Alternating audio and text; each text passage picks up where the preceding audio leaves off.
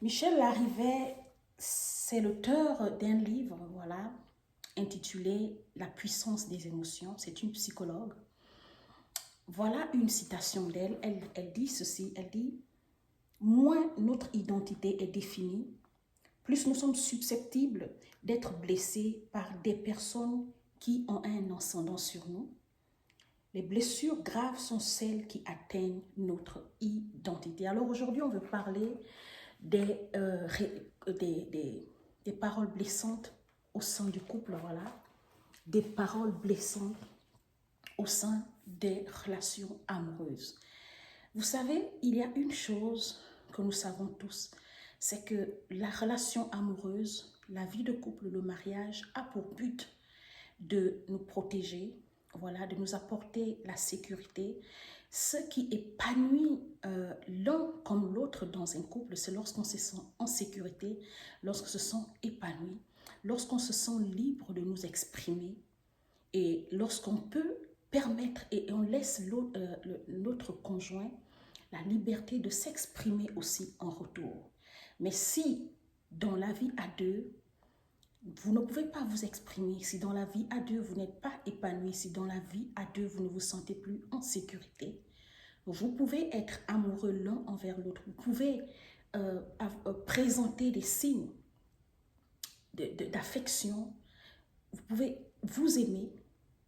À un moment donné, voici des signes qui montrent que vous n'êtes pas compatibles. Le premier signe que vous deviez savoir, c'est vous vous disputez, vous ne trouvez jamais des solutions dans toutes vos disputes. C'est-à-dire que toutes les frustrations, les contrariétés, à chaque fois que vous échangez, vous n'arrivez pas à une solution. C'est des signes que vous n'êtes pas compatibles. La deuxième chose, il arrive que vous faites des efforts et l'autre, il est toujours comme dans un état réceptif. C'est-à-dire que lui, il aime recevoir ou elle aime recevoir sans faire d'efforts. Dans le couple, ce qui épanouit un couple, c'est le partage.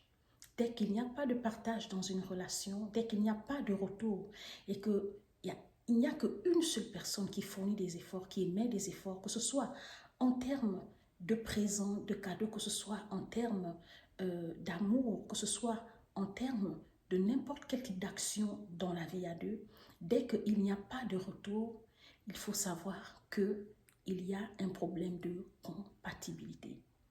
Et la troisième chose, vous n'avez pas la même vision. C'est-à-dire que lorsque l'autre, vous voulez voyager, vous n'êtes jamais sur la même longueur d'onde.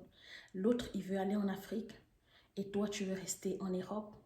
L'autre, il veut aller aux États-Unis. Toi, tu veux aller en Afrique. Vous n'êtes jamais sur la même longueur d'onde en ce qui concerne les projets du couple.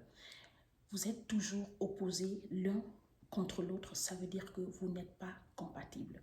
Et il y a des couples qui traversent des tensions. Et à chaque fois que vous êtes en tension, lorsque vous êtes dans des frustrations, il y a des paroles blessantes qui apparaissent dans vos échanges lorsque vous êtes contrariés.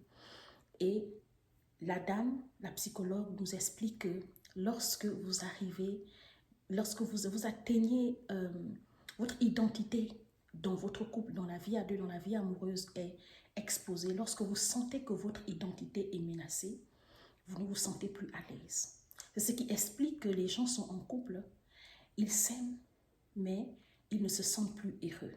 Les gens sont en couple, ils partagent la même vie, la vie à deux, ils font les choses ensemble, mais il arrive que vous ne vous plaisez plus l'un envers l'autre parce que l'identité de l'un a été atteinte par des paroles blessantes. Et l'accumulation de ces paroles blessantes cause quoi? Ça finit par éteindre l'amour dans le couple. Alors, comment vous pouvez réagir face à cela? Moi, en général, en coaching, voilà ce que je dis aux gens. Nous sommes libres de nos décisions. Voilà, la responsabilité du coach n'est pas d'amener les gens à prendre des décisions, mais de faire comprendre à chacun sa part de responsabilité dans toutes les situations que nous pouvons endurer dans la vie à deux. Alors, vous avez le choix, soit de pouvoir améliorer, sinon amener votre conjoint ou votre conjoint sur sur votre longueur, disons, l'amener à vous comprendre, voilà, à mieux communiquer que de sortir des paroles blessantes. Mais si vous êtes face à quelqu'un qui, de nature, il est blessé, quelqu'un qui a enregistré et qui a grandi avec une identité atteinte, c'est-à-dire que lui, la seule façon pour lui de réagir est de blesser quelqu'un, vous ne pourrez jamais changer cette personne. Vous avez le choix de rester parce que, comme on le dit, le mariage, c'est pour le meilleur et le couple. Mais laissez-moi vous dire ceci. Quand on dit le meilleur et le pire, en ce qui concerne le mariage, on parle de l'état de santé. C'est-à-dire que le jour où l'homme ou la femme, l'un des conjoints est atteint d'une quelconque maladie, alors que vous êtes légalement marié, vous n'avez pas le droit d'abandonner votre mari ou votre femme. Là, on parle du meilleur et du pire. Mais lorsque l'identité d'une personne est atteinte, est fragilisée, lorsque vous ne vous sentez plus en sécurité dans une relation, peu importe le type de relation dans laquelle vous êtes, vous n'êtes plus au bon endroit. Alors vous avez le choix de prendre la décision qui vous convient. Et c'est ce que je dis souvent aux gens en coaching. Chacun de nous est libre de prendre ses décisions selon qu'il est capable. Donc, personne ne viendra vous demander, vous dire de choisir ce que vous deviez faire parce que nous sommes adultes.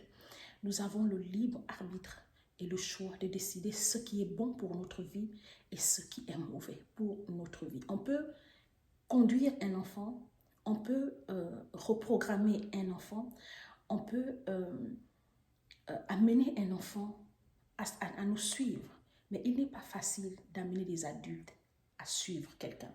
Parce qu'en général, les adultes ont déjà leur conscience, ils ont déjà leur choix, ils ont leur compréhension de la vie, ils ont leur identité, ils ont leurs valeurs, ils ont leur culture, ils ont leur façon de comprendre la vie. Alors chacun de nous est libre de faire de sa vie ce qu'il veut. Alors moi, en général, ce que moi je conseille, la seule réaction lorsque vous êtes face à une dispute, à une frustration, c'est d'apprendre à se taire, attendre que le calme arrive.